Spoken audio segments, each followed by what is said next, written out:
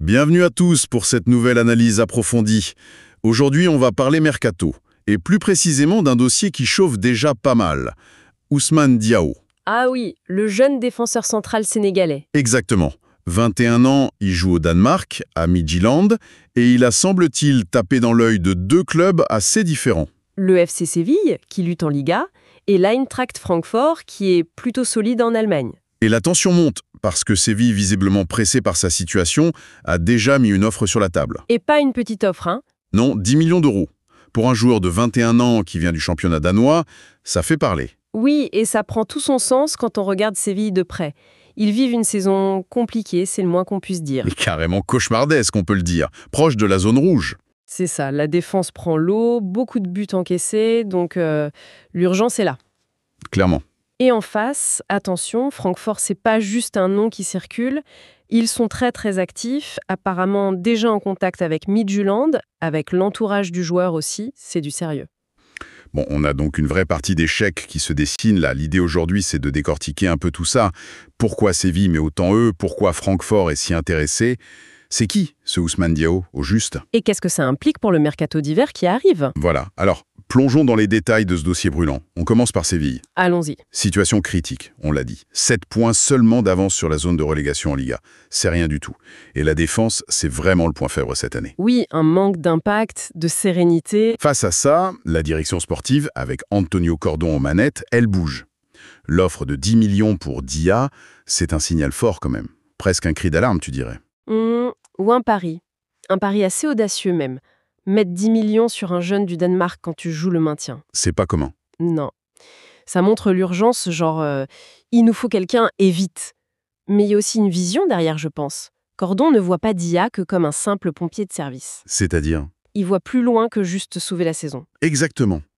C'est là que ça devient intéressant.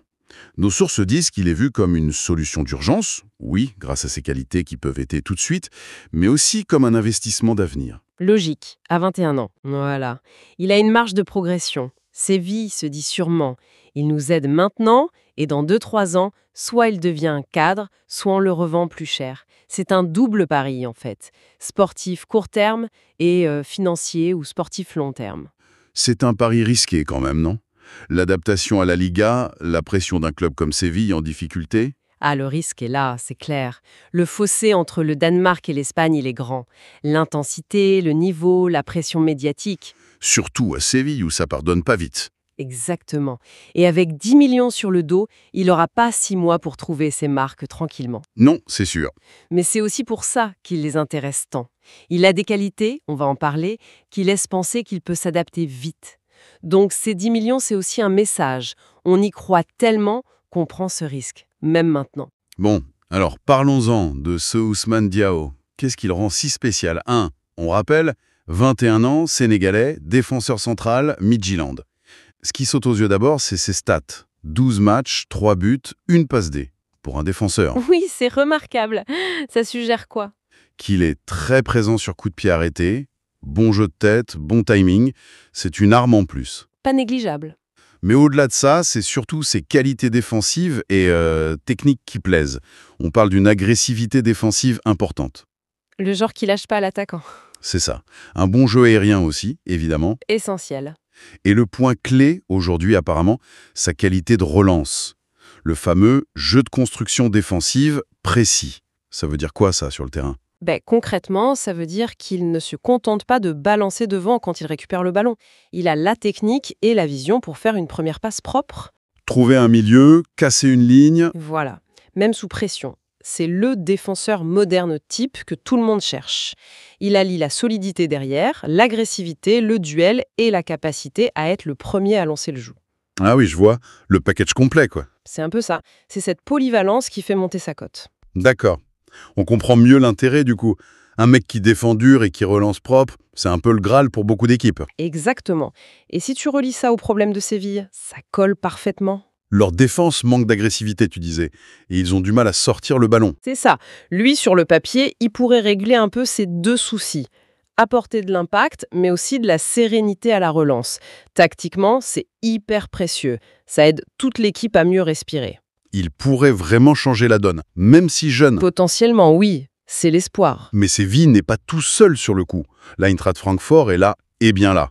Et c'est là que ça devient vraiment intéressant. Le concurrent sérieux. Oui, et ils ne font pas semblant. Ils ont déjà parlé à Midtjylland, ils discutent avec le joueur, et l'entraîneur, Dino Topmoller, a même appelé l'entourage de Diao. Ça, c'est pas anodin quand le coach s'implique comme ça. Non, c'est un signal très très fort envoyé aux joueurs. Ça veut dire « tu es une priorité pour mon projet » et Francfort a des arguments. Lesquels, par exemple? Déjà, une plus grande stabilité sportive en ce moment par rapport à Séville. Ils sont bien placés en Bundesliga. C'est un championnat très formateur, peut-être même plus que la Liga pour certains jeunes. Intéressant ça. Et puis l'Eintracht a une bonne réputation pour faire jouer et progresser les jeunes talents.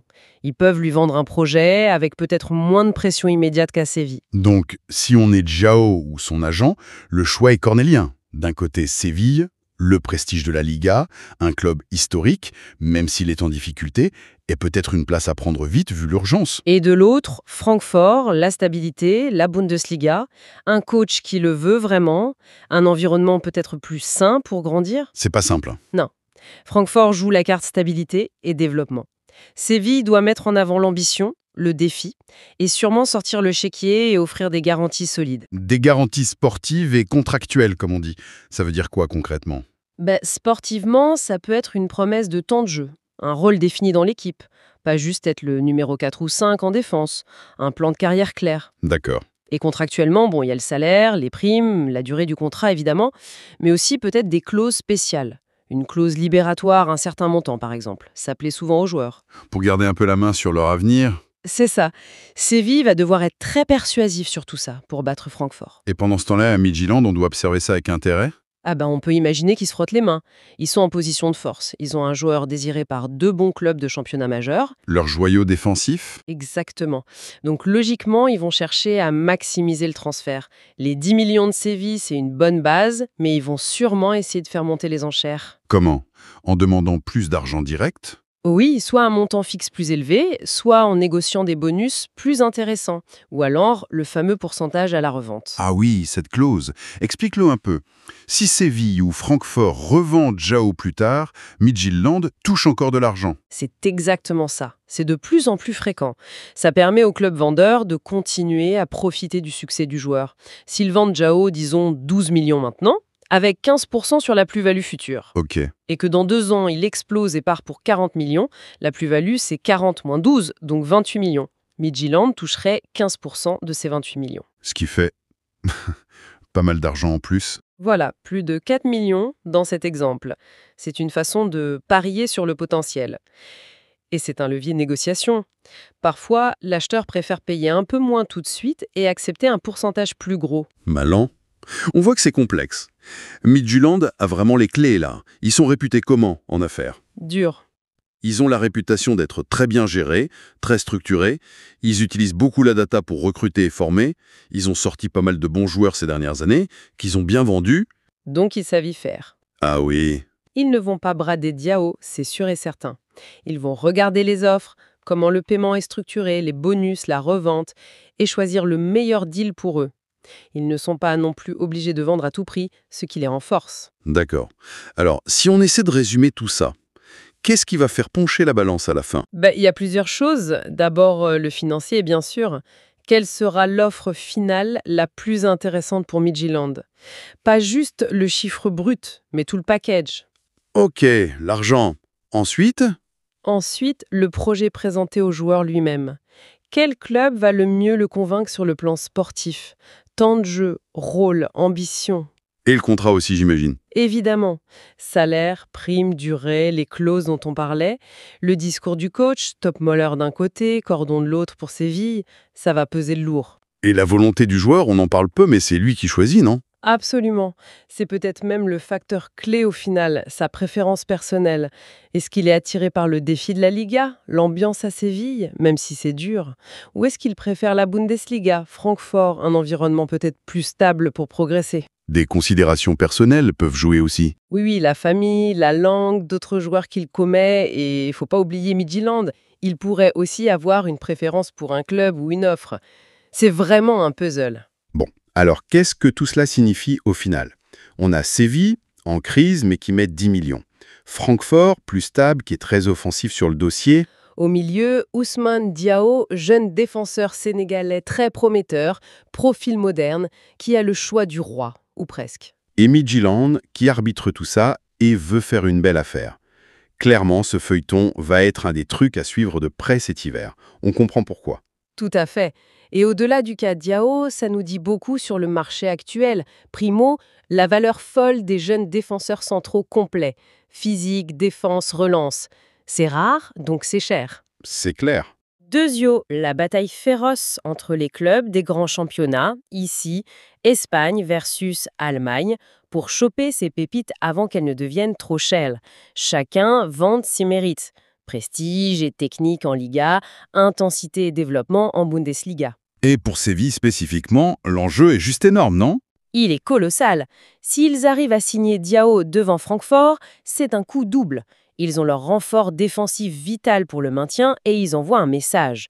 Même dans le dur, on est là, on est attractif. Ça ferait un bien fou au moral. Et si ça rate? Alors là, grosse déception. Ils perdent leur cible numéro 1 et il faut vite trouver un plan B parce que le besoin est toujours là et le temps presse. Ça fragiliserait aussi la direction sportive. Je vois. Et juste pour lancer une dernière piste de réflexion, cette lutte acharnée pour un gamin de 21 ans qui joue au Danemark, ça interroge. Est-ce que cette qualité de relance, c'est vraiment devenu le critère numéro 1 pour un défenseur central, parfois même avant la pure solidité? Bonne question. Ou alors, autre angle, pour un jeune comme Diao, c'est quoi le mieux? Plonger dans le grand bain à Séville, avec la pression, le risque, mais l'exposition, ou choisir Francfort, un chemin peut-être plus balisé, moins exposé au début, pour grandir plus sereinement. Vaste débat. Ça dépend sans doute du caractère du joueur. Exactement. C'est une question intéressante à garder en tête en suivant l'évolution de ce dossier passionnant.